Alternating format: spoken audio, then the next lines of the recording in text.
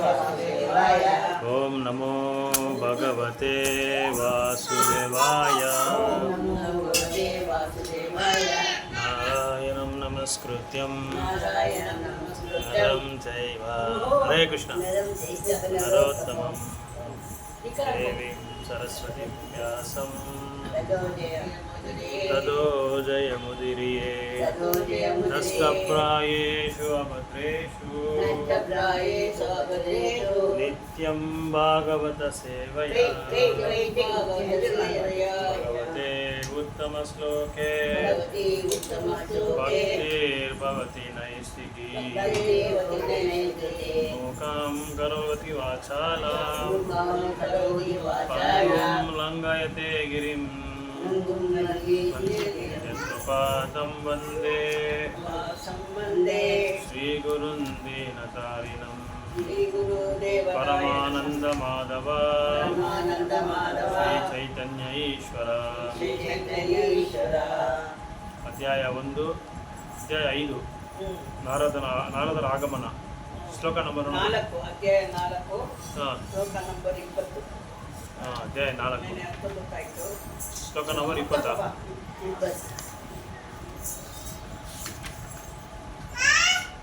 ಋಗ್ಯಜು ಸಮತರ್ವಕ್ಯ ಋಗ್ಯಜು ಸಮಾತರ್ವಾಕ್ಯ ಸಮಾತರ್ವಕ್ಯ ವೇದಾಶ್ಚತ್ವರ ಉದ್ಧೃತಃ ವೇದಾಶ್ಚತ್ವರ ಉದ್ಧೃತಃ ಇತಿಹಾಸ ಪುರಾಣಂ ಚ ಪಂಚಮೋ ವೇದ ಉಚ್ಯತೆ.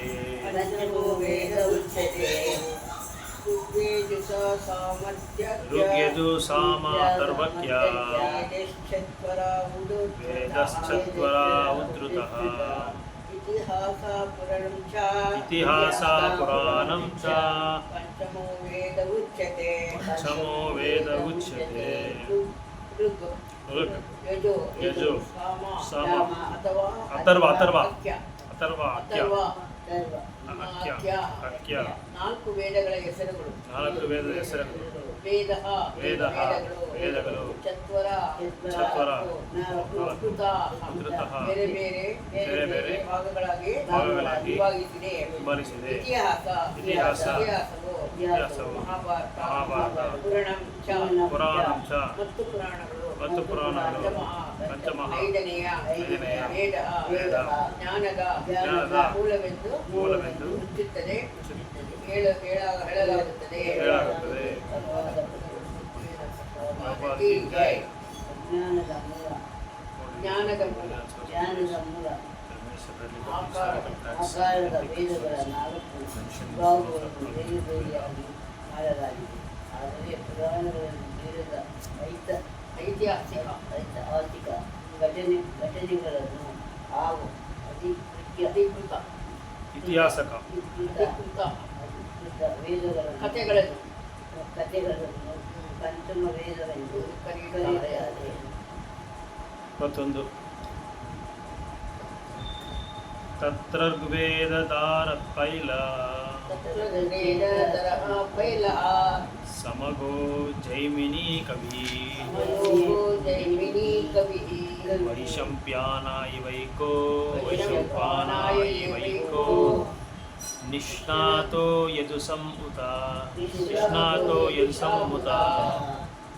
ತತ್ವಜ್ಞಾನದರ ಪೈಲಂ ತತ್ರಗ್ವೇದಾ ಪೈಲ ಸಾಮಗೋ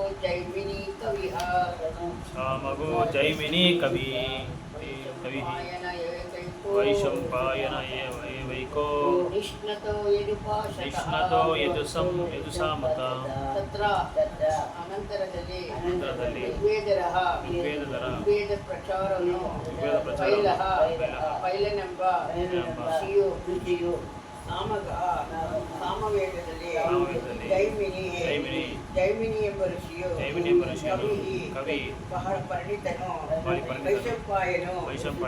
ವೈಶಂಪಾಯನೆಂಬ ಋಷಿಯು ಏಕಃ ಏವ ಒಬ್ಬರೇ ಪರಿಣಿತರು.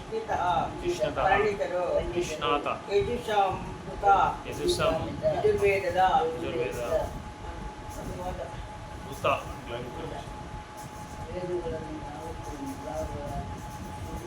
ಋಷಿ ಬಿಕೆ ಬಯಲ ಋಷಿಗಳನ್ನು ಋಗ್ವೇದದ ಪ್ರಾಧ್ಯಾಪಕರು ಜೈಮಿನಿಗಳು ಸಾಮವೇದ ಪ್ರಾಧ್ಯಾಪಕರು ವೈಶಂಪಾಯನರು ಮಾತ್ರ ಯಜುರ್ವೇದದಲ್ಲಿ ಪರಿಣಿತರಾದರು. ಬೇರೆ ಬೇರೆ ವೇದಗಳನ್ನು ನಾನಾ ರೀತಿ ಅಭಿವೃದ್ಧಿಯಾಗಿ ಬೇರೆ ಬೇರೆ ವಿದ್ವಾಂಸರಿಗೆ ವಹಿಸಲಾಗಿತ್ತು.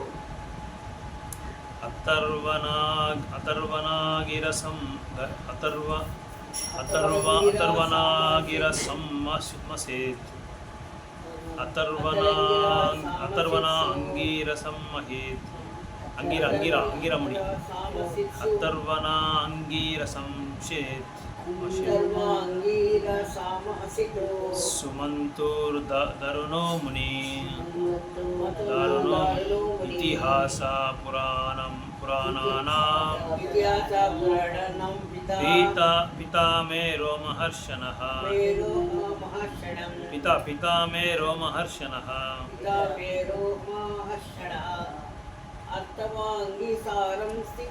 ಅತ್ತರ್ವಾಂಗೀರಸಂ ಮಾಶೇತ್ ಸುಮಂತೋ ದಾರುಣೋ ಮುನಿ ಇತಿಹಾಸ ಪುರಾಣಂ ಪಿತಾ ಮೇ ರೋಮಹರ್ಷಣಃ ಅಥರ್ವವೇದವು ಅಂಗೀರಸಂ ಒಪ್ಪಿಸಲ್ಪಟ್ಟಿತು. ಸುಮಂತ ಮುನಿಯನ್ನು ಕರೆಯಲಾಗುವ ಅಥರ್ವ ವೇದದಲ್ಲಿ ಅತೀವ ಶ್ರದ್ಧೆ ಉಳ್ಳವ ಮುನಿಯ ಋಷಿಯು ಇತಿಹಾಸ ಇತಿಹಾಸ ಮತ್ತು ಪುರಾಣಗಳ ಪಿತಾ ತಂದೆ ಮೇ ನನ್ನ ರೋಮಹರ್ಷಣ ಋಷಿ ರೋಮಹರ್ಷಣ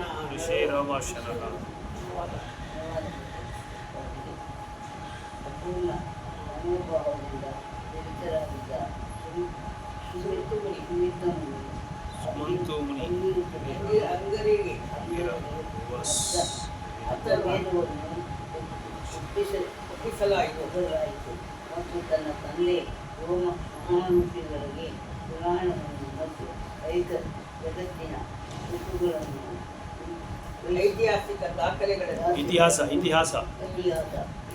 ಐತಿಹಾಸಿಕ ನೋಡಿ ಐ ಬಂದೈತೆ ಐತಿಹಾಸಿಕ ದಾಖಲೆಗಳನ್ನು ವಹಿಸಲಾಯಿತು. ಅಥರ್ವಣ ವೇದದ ಕಠೋರ ನಿಯಮಗಳನ್ನು ಕಟ್ಟುನಿಟ್ಟಾಗಿ ಪಾಲಿಸಿದ ಅಂಗೀರ ಮುನಿಗಳು ಅಥರ್ವ ವೇದದ ಅನುಯಾಯಿಗಳ ನೇತರಾದರೆಂದು ಶ್ರುತಿಮಂತ್ರಗಳಲ್ಲಿ ಸಹ ಹೇಳಿದೆ. 23 ಕಾಯೇತ ಋಷಯೋ ವೇದಂ ಸ್ವಾಂ ಸ್ವಾಂ ವ್ಯಾಸಾಸನೇಕದಾ ಸ್ವಾಂ ಸ್ವಾಂ ವ್ಯಾಸಯಾನ್ ಅನೇಕದಾ ಶಿಷ್ಯೈ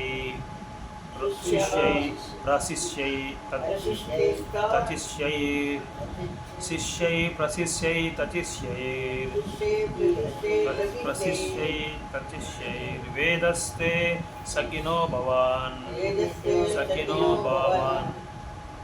ತಾಯೇತ ಋಷಯೋ ವೇದಂ ಸ್ವಯಂ ವ್ಯಾಸೇನ ಕದಾ ಸ್ವಾಂ ವ್ಯಾಸ್ಯಾನ್ ವೇದಸ್ತೆ ಶಕಿನೋ ಭವನ್ ಅವರು ಇವೆಲ್ಲ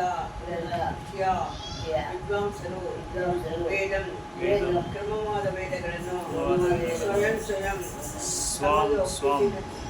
ತಮಗೆ ಒಪ್ಪಿಸಿದ ವಿಷಯಗಳಲ್ಲಿ ವ್ಯಾಸನ್ ಒಪ್ಪಿಸಿದರು. ಅನೇಕ ಶಿಷ್ಯರಿಂದ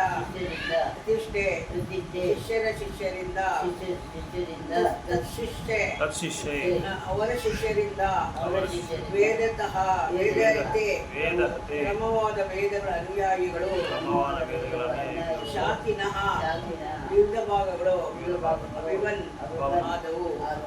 ಅನುವಾದ ಈ ಎಲ್ಲ ವಿದ್ವಾಂಸರು ತಮಗೆ ವಹಿಸಲಾಗಿದೆ. ವೇದಗಳನ್ನು ತಮ್ಮ ಸರದಿಯಲ್ಲಿ ಸರದಿಯಲ್ಲಿ ತಮ್ಮ ದೇವ ಪ್ರಶಿಷ್ಯರಿಗೆ ಹಾಗೂ ಅವರ ಅವರರಿಗೆ ವಹಿಸಿಕೊಂಡರು. ವೇದವನ್ನು ವೇದಾನುಯಾಯಿಗಳ ಯಾಯಿಗಳ ಅನುಯಾಯಿಗಳ ವೇದಾನುಯಾಯಿಗಳ ಅವರವರ ಶಾಖೆಗಳು ಶಾಖೆಗಳು ಅಸ್ತಿತ್ವಕ್ಕೆ ಅಸ್ತಿತ್ವಕ್ಕೆ ಬಂದವು. ಭಾವಾರ್ಥ. ಜ್ಞಾನದ ಮೂಲ ಆಹಾರವೆಂದರೆ ವೇದಗಳು. ಲೌಕಿಕವಾಗಿಯೇ ಆಗಲಿ ಆಧ್ಯಾತ್ಮಿಕವಾಗಲಿ ವೇದಗಳ ಮೂಲ ಪಾಠಕ್ಕೆ ಸೇರಿ ಬೇರೆ ಜ್ಞಾನದ ಶಾಖೆಗಳಿಲ್ಲ. ಅವು ಕೇವಲ ಬೇರೆ ಬೇರೆ ಶಾಖೆಗಳಿಗೆ ಬೆಳೆದಿವೆ ಅಷ್ಟೇ. ಅವುಗಳ ಮೂಲತಃ ಗೌರವಿತರಾದ ಶ್ರೇಷ್ಠ ವಿದ್ವಾಂಸ ಪ್ರಾಧ್ಯಾಪಕರು ನೀಡಿದ್ದಾರೆ. ಬೇರೆ ಮಾತುಗಳಲ್ಲಿ ಹೇಳಿದ್ದಾರೆ, ವೇದಜ್ಞಾನವು ಬೇರೆ ಬೇರೆ ಗುರು ಶಿಷ್ಯ ಪರಂಪರೆಗಳಿಂದ ಬೇರೆ ಬೇರೆ ಭಾಗಗಳಲ್ಲಿ ಹೊರಟ ಜಗತ್ತಿನಾದ್ಯಂತ ಪ್ರಚಾರವಾಯಿತು. ಹೀಗಾಗಿ ವೇದಗಳನ್ನು ಹೊರತುಪಡಿಸಿ ಸ್ವತಂತ್ರ ಜ್ಞಾನವನ್ನು ಯಾರು ತಮ್ಮದೆಂದು ಸಾಧಿಸಲಾರದು.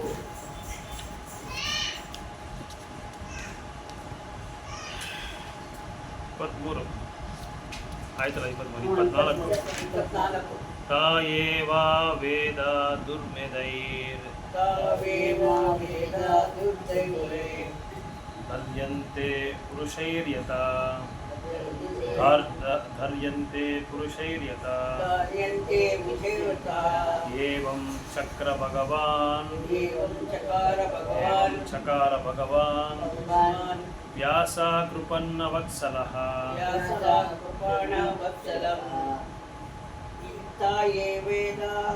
ತಾಯೇವ ವೇದ ದುರ್ಮೇಧೈರ್ ಧರ್ಯಂತೆ ಪುರುಷೈರ್ಯತಾ ಏವಂ ಚಕಾರ ಭಗವಾನ್ ವ್ಯಾಸ ಕೃಪನ್ನ ವತ್ಸಲಃ ಖಂಡಿತವಾಗಿ ವೇದ ಜ್ಞಾನದ ಗ್ರಂಥವು ದುರ್ಮತಿಗೆ ಕಡಿಮೆ ಬುದ್ಧಿಯುಳ್ಳವರಿಂದ ಗ್ರಹಿಸಲ್ಪಡುವುದು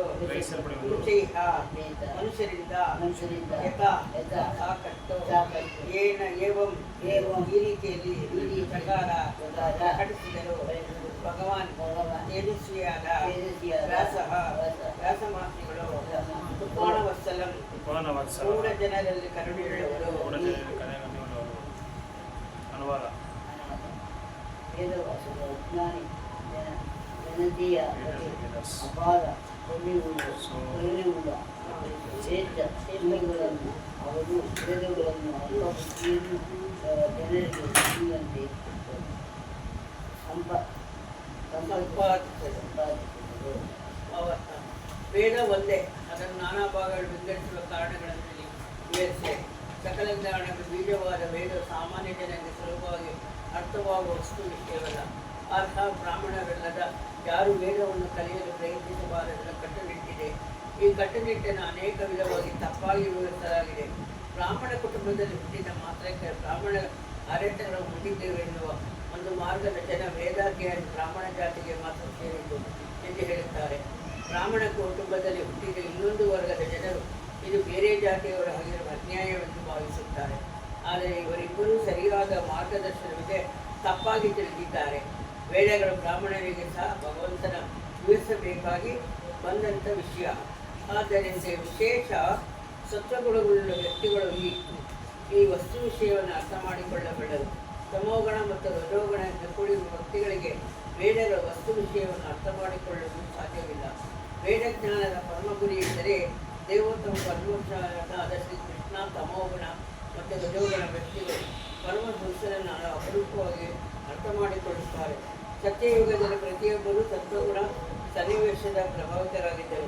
ತ್ರೇತಾ ಮತ್ತು ದ್ವಾಪರ ಯುಗದಲ್ಲಿ ಸತ್ವಗುಣ ಕ್ರಮೇಣ ಕಡಿಮೆಯಾಗುತ್ತಾ ಬಂದು ಜನಸಾಮಾನ್ಯರು ಭ್ರಷ್ಟರಾದರು. ಪ್ರಸ್ತುತ ಯುಗದಲ್ಲಿ ಸತ್ವಗುಣ ಬಹುಮಟ್ಟಿಗೆ ಸಂಪೂರ್ಣ ಇಲ್ಲವಾಗಿದೆ. ಒಂದು ಹಿರಿಯಾದ ಪ್ರಭಾವಶಾಲಿ ಶ್ರೀ ವೇದವ್ಯಾಸರ ವೇದಗಳನ್ನು ವಿವಿಧ ರೀತಿಯಲ್ಲಿ ವಿಭಜಿಸಿ ರಜೋಗುಣ ಮತ್ತು ತಮೋಗುಣದಿಂದ ಕೂಡಿರುವ ಅಲ್ಪಮತಿಯ ಜನಸಾಮಾನ್ಯರನ್ನು ಅದನ್ನು ಅನುಸರಿಸಲು ಸಾಧ್ಯವಾಗುವಂತೆ ಮಾಡಿದ್ದಾರೆ. ಇದನ್ನು ಮುಂದಿನ ಕೋಷ್ಟಕದಲ್ಲಿ ಹೀಗೆ ವಿವರಿಸಿದೆ. ಓಂ ಅಜ್ಞಾನತಿಮಿರಂಧಸ್ಯ ಜ್ಞಾನಾಂಜನಶಲಾಕಯ ಚಕ್ಷುರುನ್ಮಿಲಿತಂ ಯೇನ ತಸ್ಮೈ ಶ್ರೀ ಗುರುವೇ ನಮಃ. ಶ್ರೀ ಚೈತನ್ಯ ಮನೋಭೀಷ್ಟಂ ಸ್ಥಾಪಿತಂ ಯೇನ ಭೂತಲೇ ಸ್ವಯಂ ರೂಪ ಕದಾ ಮಹ್ಯಂ ದದಾತಿ ಸ್ವಪದಾಂತಿಕಂ ವಾಂಛಾಕಲ್ಪತರುಭ್ಯಶ್ಚ ಕೃಪಾ ಸಿಂಧುಭ್ಯೇವ ಚ ಪತಿತಾನಾಂ ಪಾವನೇಭ್ಯೋ ವೈಷ್ಣವೇಭ್ಯೋ ನಮೋ ನಮಃ. ಜೈ ಶ್ರೀ ಕೃಷ್ಣ ಚೈತನ್ಯ ಪ್ರಭು ನಿತ್ಯಾನಂದ ಶ್ರೀ ಅದ್ವೈತ ಗದಾಧರ ಶ್ರೀವಾಸಾದಿ ಗೌರ ಭಕ್ತ ವೃಂದ. ಹರೇ ಕೃಷ್ಣ ಕೃಷ್ಣ ಕೃಷ್ಣ ಹರೇ ಹರೇ ಹರೇ ರಾಮ ರಾಮ ರಾಮ ಹರೇ ಹರೇ ಹರೇ ಕೃಷ್ಣ ಕೃಷ್ಣ ಕೃಷ್ಣ ಹರೇ ಹರೇ ಹರೇ ರಾಮ ರಾಮ ರಾಮ ಹರೇ ಹರೇ ಹರೇ ಕೃಷ್ಣ ಕೃಷ್ಣ ಕೃಷ್ಣ ಹರೇ ಹರೇ ಹರೇ ರಾಮ ರಾಮ ರಾಮ ಹರೇ ಹರೇ. ಸೊ ನಾವು ಹಿಂದಿನ ಕ್ಲಾಸ್ದಲ್ಲಿ ನೋಡಿದ್ರೆ ವೇದಗಳು ಒಂದೇ ಒಂದು ವೇದ ಇತ್ತು. ಆ ವೇದನ 4ಆಗಿ ಅವ್ರು ಏನು ಮಾಡಿದ್ರು, ಭಾಗ ಮಾಡಿದ್ರು. ಋಗ್ವೇದ, ಯಜುರ್ವೇದ, ಸಾಮವೇದ, ಅಥರ್ವಣ ವೇದ ಅಂತ. 5ನೇ ವೇದ ಯಾವುದು ಅಂತ ಇಲ್ಲಿ ಹೇಳ್ತಾ ಇದ್ದಾರೆ. 5ನೇ ವೇದ ಯಾವುದು ಅಂದರೆ ಪುರಾಣಾಸು, ಮಹಾಭಾರತ, ಸಂಹಿತಾಸ್, ಇದೆಲ್ಲ ಏನಂದರೆ 5ನೇ ಪಂಚಮ ವೇದ ಅಂತ ಹೇಳ್ತಾರೆ. ಸೊ ವ್ಯಾಸದೇವರು ಏನು ಮಾಡಿದ್ರು ಅಂದರೆ ಈ ಒಂದು ವೇದಗಳನ್ನ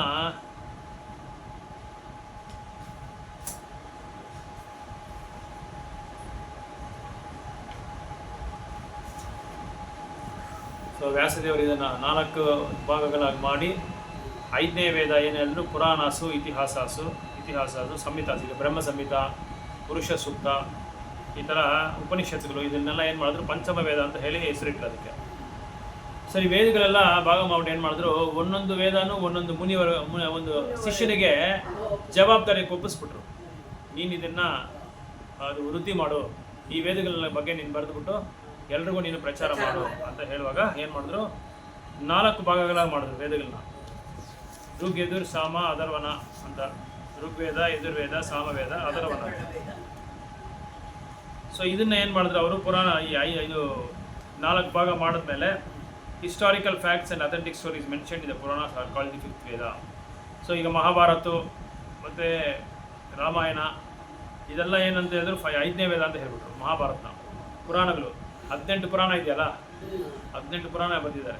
18 ಪುರಾಣ ಇದೆ. 18 ಪುರಾಣ ಮತ್ತು ಇದನ್ನೆಲ್ಲ ಈ ಪುರಾಣದಲ್ಲಿ ಸ್ಟೋರಿ ಟೈಪ್ ಬರೆದ್ಬಿಟ್ರು, ಸ್ಟೋರಿ ಥರ, ಮತ್ತು ಕಥೆಗಳ ಥರ ಬರೆದ್ಬಿಟ್ಟು ಇದನ್ನು ಪಂಚಮ ವೇದ ಅಂತ ಹೆಸರಿಟ್ರು. ಅದಾದಮೇಲೆ ಏನು ಮಾಡಿದ್ರು, ವೇದಾಸ್ 4 ಭಾಗಗಳಾಗಿ ಅದನ್ನು ವಿಭಜನೆ ಮಾಡಿ ಋಗ್ವೇದಾಗೆ ಪಳ್ಳ ಋಷಿ ಅಂತ ಒಬ್ಬರು, ಆ ಋಷಿ ಹೆಸರು, ಅವ್ರಿಗೆ ಜವಾಬ್ದಾರಿ ಕೊಟ್ಟರು. ಜೈಮಿನಿ ಋಷಿ ಬಂದು ಸಾಮವೇದ ಅಂತ ತಗೊಂಡ್ರು. ಆಮೇಲೆ ಮತ್ತು ವೈಶಂಪ್ಯಾನ ಅವ್ರು ಬಂದು ಯಜುರ್ವೇದ ಅಂತ ತಗೊಂಡ್ರು. ಅಥರ್ವಣ ವೇದ ಯಾರಿಗೆ ಕೊಟ್ಟರು ಅಂತ ಹೇಳಿದ್ರೆ Sumantu Muni, Angira entrusted with Atharvana Veda. Sumantu Muni and Angira Muni ಇವರಿಬ್ಬರಿಗೂ ಏನು ಮಾಡಿದ್ರು, ಅಥರ್ವಣ ವೇದ ಕೊಟ್ಟರು. ಆಮೇಲೆ ನನ್ನ ತಂದೆ ಅಂತ ಹೇಳ್ತಾ ಇದ್ದಾರೆ ಸೂತ ಗೋಸ್ವಾಮಿ. ಅವ್ರ ತಂದೆ ಯಾರೋ ರೋಮಹರ್ಷಣ. ನಿಮ್ಗೆ ಆಲ್ರೆಡಿ ರೋಮಹರ್ಷಣ ಬಗ್ಗೆ ಹೇಳಿದ್ದೀನಿ. ರೋಮಹರ್ಷಣ ಬಂದು ಭಾಗವತಂ ಹೇಳ್ತಾ ಉಪನ್ಯಾಸ ಕೊಡ್ತಾ ಇರ್ತಾರೆ. ಅಲ್ಲಿ ನೈಮಿಷಾರಣ್ಯದಲ್ಲಿ ಕೊಡ್ತಾ ಇರೋ ಸೂತ ಗೋಸ್ವಾಮಿಗೆ ಮುಂದೆ ಅವರೇ ಕೊಡ್ತಾ ಇರುವಾಗ ಏನು ಮಾಡಿದ್ರು, ಬಲರಾಮರು ಬಂದರು. ಬಲರಾಮರು ಬಂದ ತಕ್ಷಣ ಇವರು ಎದ್ದು ನಮಸ್ಕಾರ ಮಾಡಬೇಕಲ್ಲ, ಅವ್ರಿಗೆ ಮಾಡಲಿಲ್ಲ. ಅವ್ರ ಪಾಡಿಗೆ ಅವರು ಇದು ಉಪನ್ಯಾಸ ಮಾಡ್ತಾ ಇದ್ರು. ಒಂದು ಕುಶ ಗ್ರಾಸ್ ತಗೊಂಡು, ಅದು ಇದು ಹುಳ್ಳು ಆ ಹುಳ್ಳು ತಗೊಂಡು ಚುಚ್ಬಿಟ್ರು ಅವ್ರನ್ನ ಬಲರಾಮರು.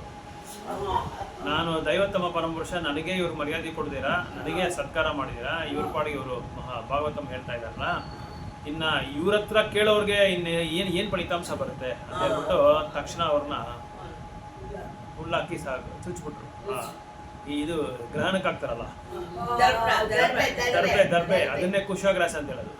ಆ ಕಾಲದಲ್ಲಿ ಆ ಹುಲ್ಲನ್ನ ಇದು ಮಾಡ್ಕೊಂಡು, ಅದನ್ನ ರೆಡಿ ಮಾಡ್ಕೊಂಡು ಮ್ಯಾಟ್ ತರ ಹಾಕೊಂತ ಇದ್ರು, ಕೆಳಗೆ ಕೂತ್ಕೊಳ್ಳೋಕ್ಕೆ ಚಾಪೆ ತರ ಹಾಕೊಂಡು ಅದ್ಮೇಲೆ ಧ್ಯಾನ ಮಾಡ್ತಾ ಇದ್ರು. ತುಂಬಾ ವಿಶೇಷ ಅದು ಕುಶಗ್ರಾಸು. ವರಹದೇವನ ಇದು, ಅದು ವರಹದೇವನ ಒಂದು ಅಂಶ ಅದು ದರ್ಬೆ. ಹೌದು, ಅದು ತುಂಬಾ ವಿಶೇಷ. ಅದು ಹೋಮ ಮಾಡುವಾಗ ಅದನ್ನ ಹಾಕೊಂತಾರೆ. ಸಂಧ್ಯಾವನ ಮಾಡೋದು ಹಂಗೆ. ಹೌದು. ಸೊ ಆ ಥರ ರೋಮಹರ್ಷನನ್ನ ಕೊಂದ ಅವರು ವಧ ಮಾಡಿದ್ಮೇಲೆ ಇರೋ ಋಷಿ ಮುನಿಯವರೆಲ್ಲ ಕೇಳ್ತಾರೆ, ಸ್ವಾಮಿ ನೀವೇನೋ ಅವ್ರನ್ನ ಇದು ಮಾಡ್ಬಿಟ್ರಿ, ಈಗ ನಮ್ಗೆ ಭಾಗವತ ಹೇಳೋರ ಇಲ್ದಿರಾಗೋಯ್ತಲ್ಲ, ನಾವು ಯಾರು ಇದು ಮಾಡೋದು ಅಂತ ಹೇಳುವಾಗ ಆಮೇಲೆ ಏನು ಮಾಡಿದ್ರು, ಸೂತ ಗೋಸ್ವಾಮಿ ಅವರು ಬಂದು ಈ ಭಾಗವತನ ಹೇಳ್ತಾರೆ. ಅವ್ರ ಮಗ ರೋಮಹರ್ಷನ. ಈ ರೋಮಹರ್ಷನಿಗೆ ಈ ಜವಾಬ್ದಾರಿ ಕೊಟ್ಟಿರೋದು ವ್ಯಾಸ ಮಹರ್ಷಿನೇ. ಅದಕ್ಕೆ ನಮ್ಮ ತಂದೆ ಪಿತಾಮೇ ರೋಮಹರ್ಷನಃ ಅಂತ ಹೇಳ್ತಾರೆ. ನಮ್ಮ ತಂದೆ ಏನು ತಗೊಂಡ್ರು, ಪುರಾಣಾಸು ಹಿಸ್ಟಾರಿಕಲ್ ರೆಕಾರ್ಡ್ಸು, ಚರಿತ್ರೆ ಮತ್ತು ಪುರಾಣಗಳನ್ನ ಹೇಳೋದಕ್ಕೆ ನಮ್ಮ ರೋಮಹರ್ಷನಿಗೆ ನಮ್ಮ ತಂದೆಗೆ ಅವ್ರು ಜವಾಬ್ದಾರಿ ಕೊಟ್ಟರು. ಅದಾದ್ಮೇಲೆ ಈ ಥರ ಆಗೋಯ್ತಲ್ಲ, ಬಲರಾಮರು ಬಂದು ಈ ಥರ ಮಾಡಿದ್ದಕ್ಕೆ ಏನಾಯಿತು, ನೆಕ್ಸ್ಟ್ ಸೂತ ಗೋಸ್ವಾಮಿ ಅದನ್ನು ಕಂಟಿನ್ಯೂ ಮಾಡ್ಕೊಂಡು ಪುರಾಣಗಳನ್ನ ಅವ್ರು ಹೇಳ್ಕೊಂಡು ಭಾಗವತ್ ಪುರಾಣ ಹೇಳಕ್ಕೆ ಶುರು ಮಾಡಿಕೊಂಡು, ಅಂಗಿರ ಮುನಿ ಸ್ಟ್ರಿಕ್ಟ್ಲಿ ಫಾಲೋ ಫಾಲೋಸ್ ಅಂತ. ಸೊ ಅಂಗಿರ ಮುನಿನ ನಾಯಕ ಮಾಡಿದ್ರು ಅಥರ್ವಣ ವೇದಕ್ಕೆ, ಅವರೇ ಅಥಾರಿಟಿ ಅದಕ್ಕೆ. 23ನೇ ಶ್ಲೋಕದಲ್ಲಿ ಏನಿದೆ ಅಂದರೆ, the originals all the learned scholars in the turn rendered their entrusted Vedas unto their many disciples, grand disciples and great grand disciples, and thus the respective branches of the followers of the Vedas came. ಇವ್ರೇನು ಮಾಡಿದ್ರು, ಅವ್ರ ಶಿಷ್ಯರಿಗೆ ಬೋಧನೆ ಮಾಡಿದ್ರು, ಜವಾಬ್ದಾರಿ ಮಾಡಿದ್ರು. ಈಗ ಹೇಳಿದ್ನಲ್ಲ, ಸುಮಂತು ಮುನಿ, ಆಮೇಲೆ ಪೈಲಿ ಮುನಿ, ವ್ಯಾಸಂಪಾಯನ, ಮತ್ತೆ ಸುಮಂತು ಮುನಿ, ಅಂಗೀರ ಮುನಿ, ಇವರೆಲ್ಲ ಏನು ಮಾಡಿದ್ರು, ಅವ್ರ ಶಿಷ್ಯರಿಗೆ ಬೋಧನೆ ಮಾಡಿದ್ರು, ಜವಾಬ್ದಾರಿ ಕೊಟ್ಟರು. ಅವ್ರೇನ್ ಮಾಡಿದ್ರು, ಅವ್ರ ಶಿಷ್ಯರಿಗೆ ಜವಾಬ್ದಾರಿ ಕೊಟ್ಟರು, ಅವ್ರ ಶಿಷ್ಯರಿಗೆ ಜವಾಬ್ದಾರಿ ಕೊಟ್ಟರು. ಈ ತರ ನಮ್ಮ ತಂದೆ ಮಗ, ಆ ಮಗನ ಮಗ, ಮೊಮ್ಮಗ, ಆಮೇಲೆ ಮೊಮ್ಮಗನ ಮಗ, ಮೊಮ್ಮಗನ ಮರಿಮಗ, ಅವ್ರಿಗೆಲ್ಲ ಹಿಂಗೆ ಗುರು ಅವ್ರ ಶಿಷ್ಯರಿಗೆ ಹಂಗೆ ಅದು ಏನಾಯ್ತು, ಇವತ್ತಿನವರೆಗೂ ಬರ್ತಾನೆ ಇದೆ ಹಂಗೆ. ಆ ಗುರು ಶಿಷ್ಯ ಪರಂಪರೆ ಏನಾಗಿದೆ, ಇದು ಕಂಟಿನ್ಯೂ ಆಗಿ ಬರ್ತಾನೆ ಇದೆ. ಕೆಲವು ದೇವಸ್ಥಾನ ನಿಮ್ಗೆ ಹಳೆ ದೇವಸ್ಥಾನ ಎಲ್ಲ ಹೊರಟೋಗ್ಬಿಟ್ರೆ, ಇವಾಗ ನಮ್ಮ ಬನ್ನೇರಘಟ್ಟ ದೇವಸ್ಥಾನ ಇದೆಯಲ್ಲ, ಅವ್ರ ಪರಂಪರೆನೇ ಮಾಡ್ಕೊಂಡು ಬರ್ತಾ ಇದ್ದಾರೆ. ತಿರುಪತಿನಲ್ಲಿ ಅದೇ ಥರ ಬರ್ತಾ ಇದೆ, ಶ್ರೀರಂಗಂ ಅದೇ ಥರ, ಈ ಬಾಲಾಜಿ ದೇವಸ್ಥಾನ ಎಲ್ಲ ದೇವಸ್ಥಾನಗಳು ಏನು ಮಾಡ್ತಾರೆ, ಅವರ ಮಕ್ಕಳು ಹಂಗೆ ಕಂಟಿನ್ಯೂ ಮಾಡ್ಕೊಂಡು. ಆದರೆ ಈಗ ಏನಾಗಿದೆ, ಕಲಿಯುಗದಲ್ಲಿ ಒಂದು ಟ್ವಿಸ್ಟ್ ಆಗ್ಬಿಟ್ಟಿದೆ. ಈಗೆಲ್ಲ ಏನು ಮಾಡ್ತಾರೆ, ಎಲ್ಲ ಕಂಪ್ಯೂಟರ್ ಓದ್ಬಿಟ್ಟು ಐಟಿನಾಗ ಹೊಟ್ಟೋಗ್ಬಿಡ್ತಾರೆ. ಬ್ರಾಹ್ಮಣರ ಮಕ್ಕಳೆಲ್ಲ ಏನಾಗಿದೆ, ದೇವಸ್ಥಾನ ಸೇವೆ ಅಂದರೆ ಅವ್ರಿಗೆ ಇದು ಒಂಥರ ಏನೋ, ಮದುವೆ ಆಗಲ್ಲ, ಹೆಣ್ಮಕ್ಳು ಯಾರು ಕೊಡಲ್ಲ ಅವ್ರಿಗೆ, ಆ ಥರ ಆಗ್ಬಿಟ್ಟಿದೆ ಇವಾಗ. ದೇವಸ್ಥಾನದಲ್ಲಿ ಸೇವೆ ಮಾಡೋ ಪೂಜಾರಿಗೆ, ಒಬ್ರು ಪೂಜಾರಿ ಇದ್ದಾರೆ ನಮ್ಮ ಡಿವೋಟಿ ಒಬ್ರು, ಬೇಲೂರು ಹತ್ರ, 45 ವರ್ಷ 48 ವರ್ಷ 20 ವರ್ಷದಿಂದ 25 ವರ್ಷದಿಂದ ಹುಡುಕ್ತಾ ಇದ್ದಾರಂತೆ. ಪೂಜಾರಿ ವೇಲನ್ನ ನಾನು ಕೊಂಡು ಕುಡ್ಕೊಡೋದಿಲ್ಲ, ಅಷ್ಟು ಹೀನ ಆಗ್ಬಿಟ್ಟಿದೆ ನೋಡಿ. ಎಷ್ಟು ದಿವ್ಯವಾದ ಒಂದು ಸೇವೆ ಅದು, ಅದಕ್ಕಿಂತ ಉತ್ತಮವಾದ ಸೇವೆನೇ ಇಲ್ಲ.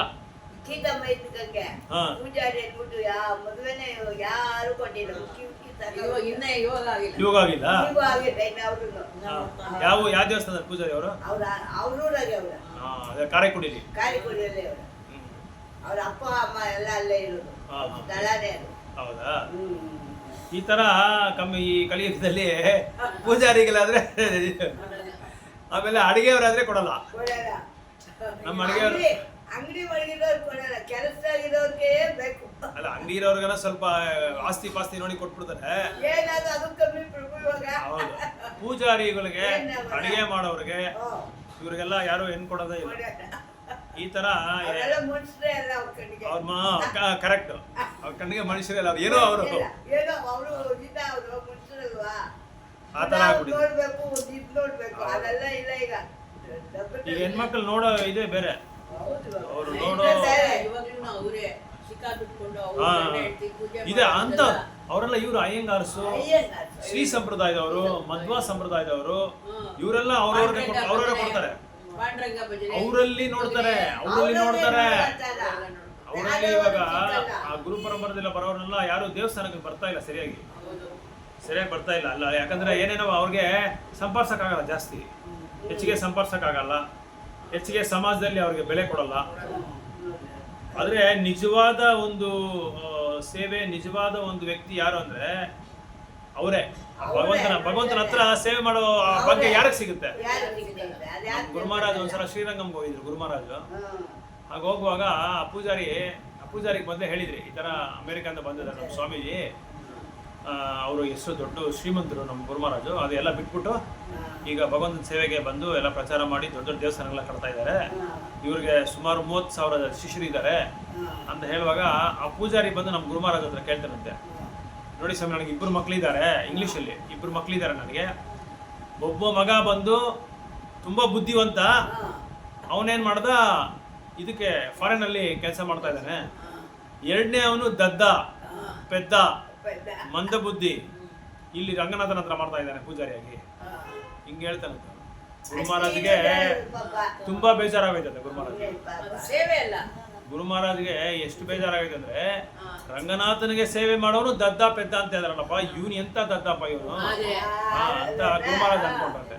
ಗುರುಮಹಾರಾಜ್ ಹೇಳ್ತಾ ಇದ್ರಂತೆ, ನೀವು ಹೆಂಗೋ ಅಮೆರಿಕದಿಂದ ಬಂದಿದ್ದೀರಲ್ಲ, ನಿಮ್ಗೆ ಎಲ್ಲ ದೊಡ್ಡ ದೊಡ್ಡ ಕಂಪ್ನಿನಲ್ಲೆಲ್ಲ ಗೊತ್ತಿರುತ್ತೆ, ಸ್ವಲ್ಪ ರೆಕಮೆಂಡ್ ಮಾಡಿ ನಮ್ಮ ಮಗನಿಗೆ ಕೆಲಸ ಇಸ್ಕೊಬಿಡಿ ಅಂತ ಹೇಳಿ. ಆಯ್ತಪ್ಪ ಇಸ್ಕೊಡ್ತೀನಿ ಅಂತ ಹೇಳ್ಬಿಟ್ಟು ಗುರುಮಹಾರಾಜ್ ನಮಸ್ಕಾರ ಹಾಕ್ಬಿಟ್ಟು ಮುಂದೆ ಹೊರಟದಂತೆ. ಆ ಥರ ಇಲ್ಲಿ ಈ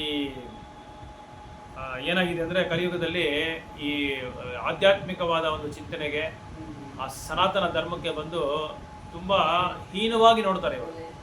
ಅವ್ರನ್ನ ಒಂಥರ ಮನುಷ್ಯರ ಥರ ನೋಡಲ್ಲ, ಏನೋ ಕೆಲಸದವ್ರ ಥರ ನೋಡೋದು, ಬೇಕಾಬಿಟ್ಟಿ. ಸೊ ಎಲ್ಲ ಜ್ಞಾನಕ್ಕೂ ಯಾವುದು ಆಧಾರ ಅಂದರೆ ವೇದಗಳೇ ಆಧಾರ, ವೇದಗಳಿಂದನೇ ಎಲ್ಲ ಜ್ಞಾನ ಬರೋದು.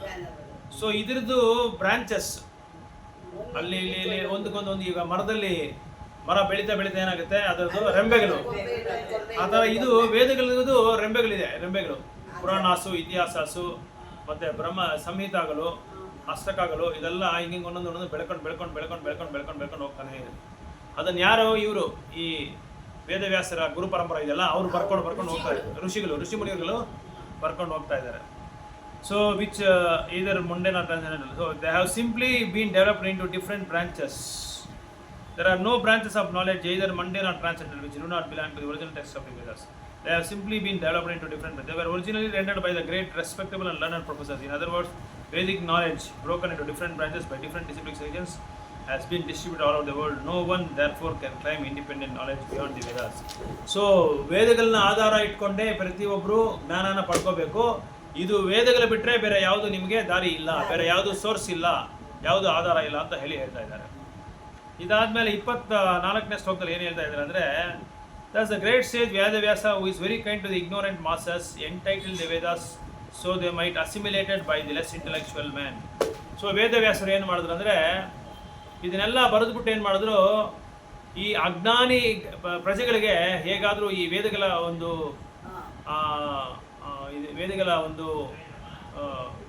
ಅಭ್ಯಾಸ ಮಾಡಿಸ್ಬೇಕು, ವೇದಗಳನ್ನ ಓದಿಸ್ಬೇಕು ಅವ್ರ ಹತ್ರ ಅಂತ ಹೇಳಿ ಏನು ಮಾಡಿದ್ರು, ಸಿಂಪಲ್ವಾಗಿ ಸಾಧಾರಣವಾಗಿ ಮಹಾಭಾರತನ ಬರೆದ್ರು. ಯಾಕಂದರೆ ಮಹಾಭಾರತ ಬಂದು ತುಂಬ ವಿದ್ಯಾವಂತರು ಯಾರು ಓದಲ್ಲ ಅಂತ, ಯಾಕಂದರೆ ಹೆಂಗಸರು, ಕೆಲಸ ಮಾಡೋ ಸೂತ್ರರು ಇಂಥವರು, ಆಮೇಲೆ ದ್ವಿಜ ಬಂಧುಗಳು, ಬ್ರಾಹ್ಮಣರಿಗೆ ಬಂಧುಗಳಾಗಿರೋದು ಅವರು, ಬ್ರಾಹ್ಮಣರ ಬಂಧುಗಳು, ಇಂಥವ್ರಿಗೆ ಮಾತ್ರನೇ ಮಹಾಭಾರತ ಅಂತೇಳಿ ಏನು ಮಾಡಿದ್ರು, ಮಹಾಭಾರತನ ಬರೆದ್ರು. ಅದೆಲ್ಲ ಬರೆದಾದ್ಮೇಲೆ ಏನಾಯಿತು, ಅವ್ರಿಗೆ ವೇದವ್ಯಾಸರಿಗೆ ಅವಾಗ ವೇದ ಒಂದೇ ಇದ್ದಿದ್ದು.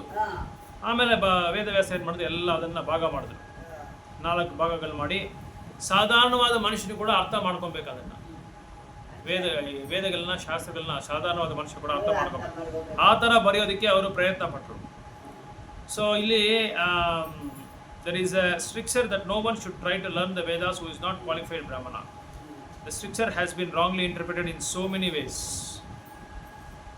A class of men who claim the Brahmanical qualifications simply by their birthright in the family or a Brahmana claim that study of the Vedas is a monopoly of the Brahmana caste only. ಆ ಕಾಲದಿಂದ ಈ ಕಾಲದವರೆಗೂ ಏನು ಅನ್ಕೊಂಡ್ಬಿಟ್ಟಿದ್ದಾರೆ ಅಂದರೆ, ಬ್ರಾಹ್ಮಣರು ವೇದಗಳನ್ನ ಬ್ರಾಹ್ಮಣರು ಮಾತ್ರನೇ ಓದಬೇಕು, ಬೇರೆ ಯಾರು ಓದಬಾರ್ದು, ನೀನು ಬ್ರಾಹ್ಮಣ ಆಗಿದ್ರೇ ನೀನು ಇದನ್ನು ಓದೋಕ್ಕಾಗೋದು, ಇಲ್ಲದ್ರೆ ಓದೋಕ್ಕಾಗಲ್ಲ ಅಂತ ಹೇಳಿ ಒಂದು ರೂಲ್ ಥರ ತೊಗೊಂಬಂದ್ಬಿಟ್ರು ಬ್ರಾಹ್ಮಣರು. ಆವಾಗಿಂದ ಏನಾಯಿತು, ಬ್ರಾಹ್ಮಣರು ಮಾತ್ರನೇ ಓದೋದು, ಬೇರೆಯವ್ರು ಓದೋಕ್ಕಾಗದೆ ಆಗ್ತಿರಾಗೈತೆ. ಅದಾದಮೇಲೆ ತುಂಬ ಈ ಥರ ನಮ್ಮ ಸಂಸ್ಥೆಗಳೆಲ್ಲ ಬಂತು, ಇಸ್ಕಾನ್ ಸಂಸ್ಥೆ, ಬೇರೆ ಸಂಸ್ಥೆಗಳೆಲ್ಲ ಬಂದು ಏನು ಮಾಡ್ತು, ಈ ಭಗವದ್ಗೀತಾ, ಭಾಗವತಂ ಎಲ್ಲರಿಗೂ ಕೊಡೋದು ಶುರು ಮಾಡ್ತಾರೆ. ಇದಕ್ಕಿಂದನೇ ಇದೆ, ಬಟ್ ಇವ್ರು ಬಂದು ತುಂಬ ಬುಕ್ಸು ಇದು ವಿನಿಯೋಗ ಮಾಡ್ಕೊಂಡು ಈಗ ಎಲ್ಲರೂ ಓದೋಕೆ ಶುರು ಮಾಡ್ಕೊಂಡ್ಬಿಟ್ರು. ಆದರೆ ನಾವೆಲ್ಲ ಓದಿದ್ರೆ ಅವ್ರಿಗೆ ಆಗಲ್ಲ. ಬೇರೆ ಬ್ರಾಹ್ಮಣರಾಗದೇ ಇರೋರು ಯಾರನ್ನ ಹೋದ್ರೆ ಅವ್ರಿಗೆ ಅವ್ರು ನೋಡಿದ್ರೆ ಅವ್ರಿಗೆ ಸ್ವಲ್ಪ ಸಹಿಸ್ಕೊಳ್ಳಿಲ್ಲ ಅವ್ರಿಗೆ ಇದೇನದು ಎನ್ವಿಯಸ್ನೆಸ್ ಹೊಟ್ಟೆ ಕಿಚ್ಚು ಅವ್ರಿಗೆ. ಇವನು ಬ್ರಾಹ್ಮಣನೇ ಅಲ್ಲ, ಇವನು ಶಾಸ್ತ್ರಗಳ ಬಗ್ಗೆ ಮಾತಾಡ್ತಾನೆ, ಇವ್ನಿಗೇನು ಗೊತ್ತಿಲ್ಲ ಶಾಸ್ತ್ರಗಳ ಬಗ್ಗೆ. ಇವನು ಮಾತಾಡ್ತಾನೆ, ಇವನಿಗೆ ಮಾತಾಡ, ಇವ್ನಿಗೆ ತಗದು ಇದಿಲ್ಲ, ಅರ್ಹತೆ ಇಲ್ಲ. ಆದ್ರೆ ಶಾಸ್ತ್ರಗಳಲ್ಲಿ ಏನ್ ಹೇಳ್ತಾರೆ ಅಂದ್ರೆ, ಅವ್ರು ಓದಿರೋ ಶಾಸ್ತ್ರಗಳಲ್ಲಿ ಏನ್ ಹೇಳ್ತಾರೆ ಅಂದ್ರೆ, ವೇದಗಳಲ್ಲಿ ಯಾವೊಬ್ಬ ವ್ಯಕ್ತಿ ಭಗವಂತನ ನಾಮ ಉಚ್ಚಾರಣೆ ಮಾಡಿ ಭಗವಂತನ ಶಾಸ್ತ್ರಗಳನ್ನ ಅಧ್ಯಯನ ಮಾಡಿ ಅದನ್ನ ಕಲ್ತ್ಕೊಂಡು ಬೇರೆಯವ್ರಿಗೆ ಪ್ರಚಾರ ಮಾಡ್ತಾನೋ ಅವನು ಬ್ರಾಹ್ಮಣನಿಗಿಂತ ಅತೀತವಾದವನು ಅಂತ ಹೇಳ್ತಾರೆ.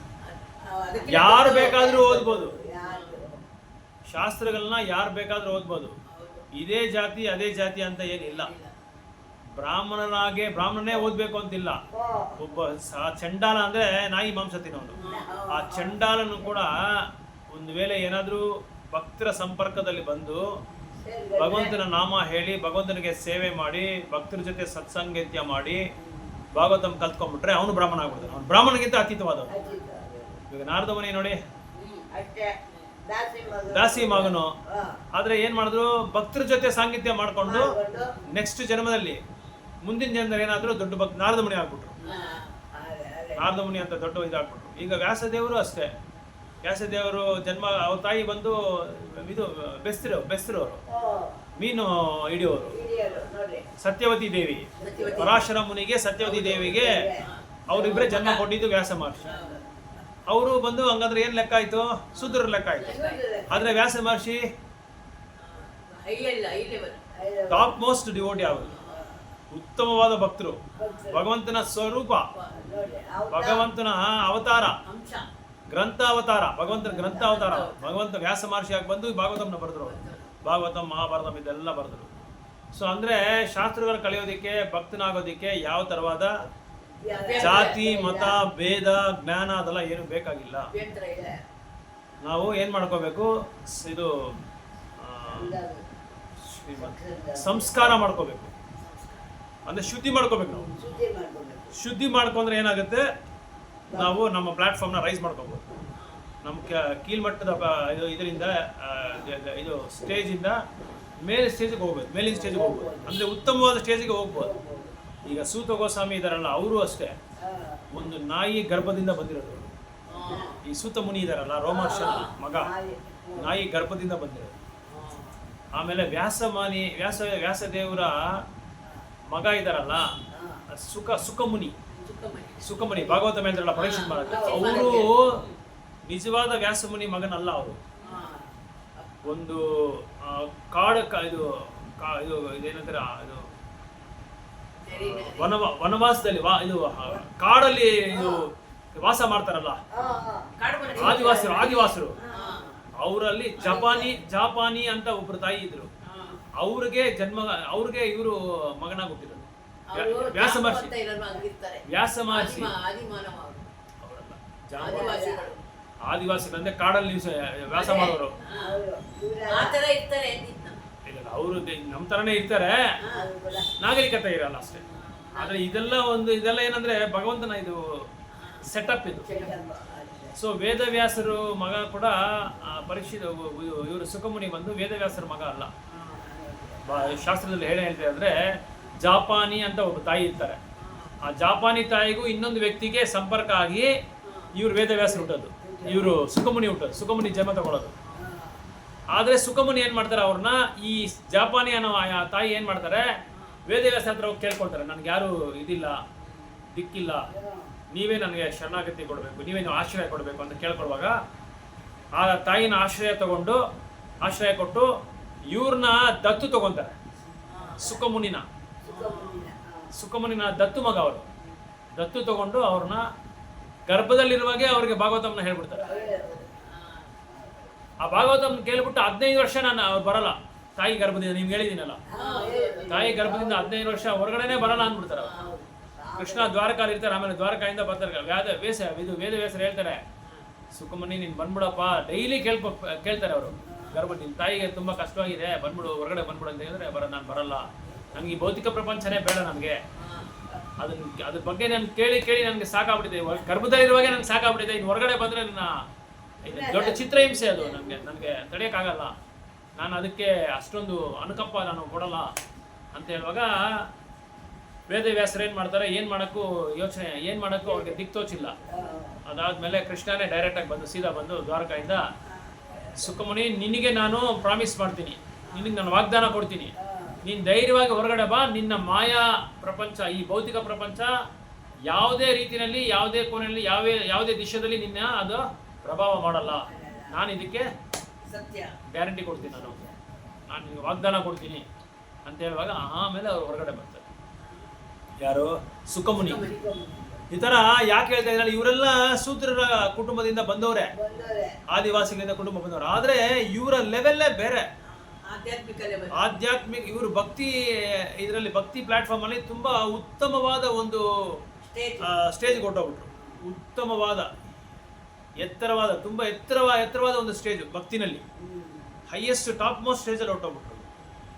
ಸೊ ಅದಕ್ಕೆ ಈ ಭಗವಂತನ ಭಕ್ತಿ ಸೇವೆ ಮಾಡೋದಕ್ಕೆ ಯಾವುದೇ ತರವಾದ ಜಾತಿ, ಮತ, ದೇಶ ಅದೆಲ್ಲ ಏನು ಬೇಕಾಗಿಲ್ಲ. ಬೇಕಾಗಿರೋದು ಎರಡೇ ಏನು ಬೇಕಾಗಿರೋದಂದ್ರೆ, ಒಂದು ಆಸೆ ಇಟ್ಕೋಬೇಕು, ಇನ್ನೊಂದು ಆತಂಕ ಇರಬೇಕು.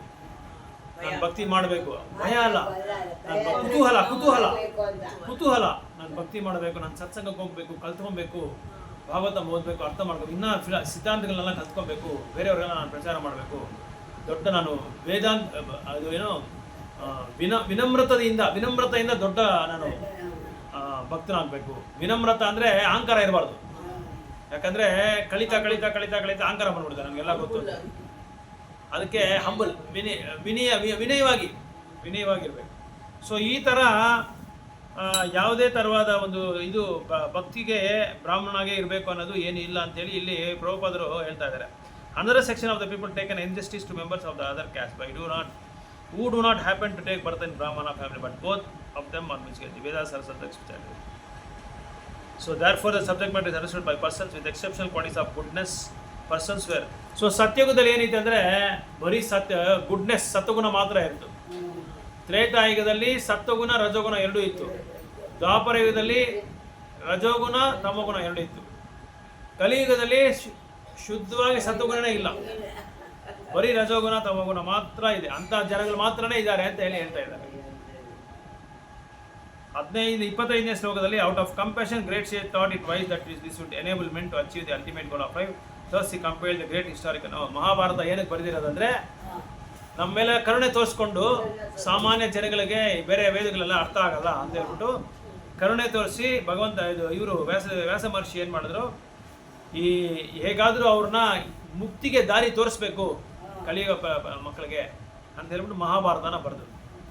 ಸೊ ಈ ಮಹಾಭಾರತ ಯಾರಿಗಂದರೆ ಲೇಬರರ್ಸ್, ಹೆಂಗಸರಿಗೆ, ಕೂಲಿ ಸಾರಿ ಮಾಡೋರಿಗೆ. ಆಮೇಲೆ ಈ ದ್ವಿಜ ಬಂಧುಗಳಂದರೆ ಬ್ರಾಹ್ಮಣನ ಬಂಧುಗಳು ಅಂತ ಅರ್ಥ. ಕ್ಷತ್ರಿಯಾಸು, ವೈಶ್ಯಾಸು. ಓದಿಲ್ಲ, ನಾಳೆ ಓದೋಣ ಅದು. ಇವಾಗ ಇದು ಬ್ರಹ್ಮ ಸಂಹಿತ ಸ್ವಲ್ಪ ಓದೋಣ. ಬ್ರಹ್ಮ ಸಂಹಿತ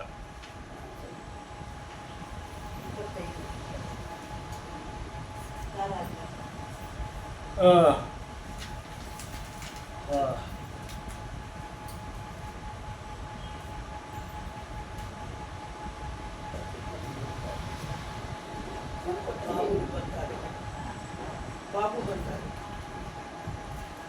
25 52 ಪೇಜ್ ನಂಬರ್ 52.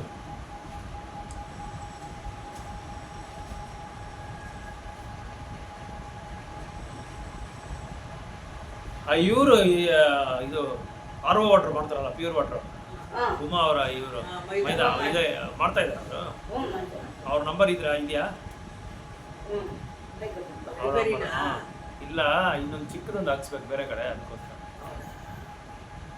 ಇದು ಚಿಕ್ಕದೇ ಅಲ್ಲ, ಇದು ದೊಡ್ಡ 25 ಲೀಟ್ರ್. ನಮ್ಮನೆ ಎಷ್ಟು ತಗೊಂಡ್ತೀಯ? ಚಿಕ್ಕದು ನಮ್ಮನೆ. ನಿಮ್ಮನೆದು ದೊಡ್ಡದು, ಇವ್ರದ್ದು ದೊಡ್ಡದು. ಹೌದು, ನಮ್ಮನೆ ದೊಡ್ಡದೆ. ಇಬ್ಬರದು ಒಂದೇ ಸೈಜ್.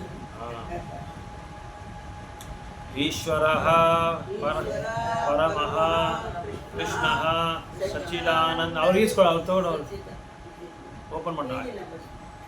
52 ಏನು ಇವತ್ತು ಅತ್ತೆ ಲೇಟು? ಆಗ್ಬೇಕು ಗೊತ್ತಾ ಏನ್ ಕಳಿಸ್ತೀರಿ? ಹಾ. ಹೇಳ್ಕೊಡ್ತೀನಿ ಲೇಟ್ ಬಂತು ನೀರು ಅಂತ ಮುಂಚೆನೆ ಬಂತು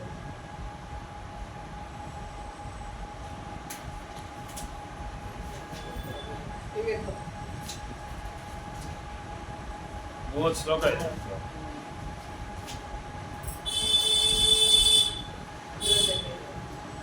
ಐತೆ ಐತೆ ಐತೆ.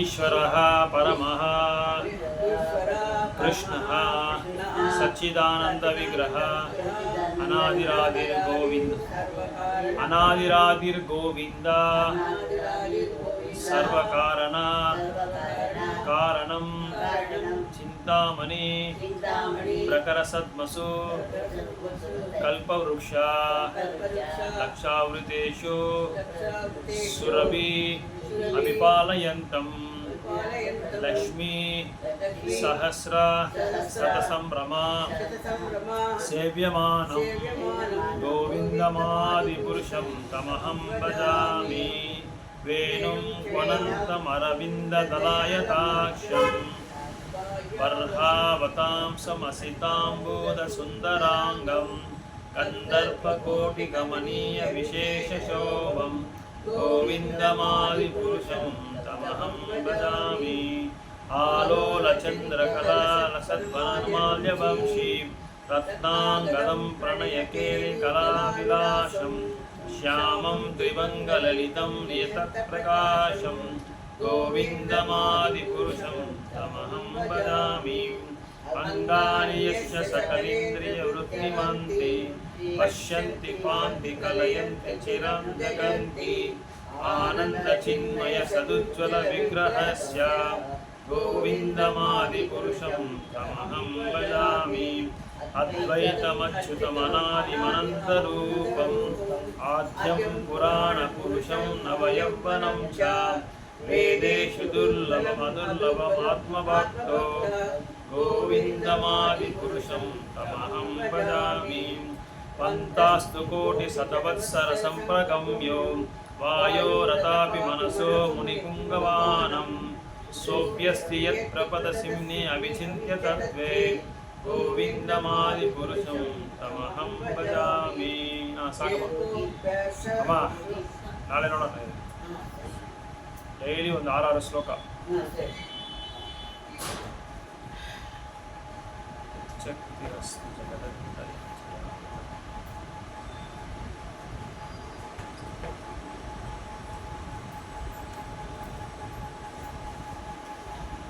ನಮೋ ವಿಷ್ಣುಪಾದಾಯ ಕೃಷ್ಣಕೃಷ್ಣಾಯ ಭೂತದರ್ಶನಾಯ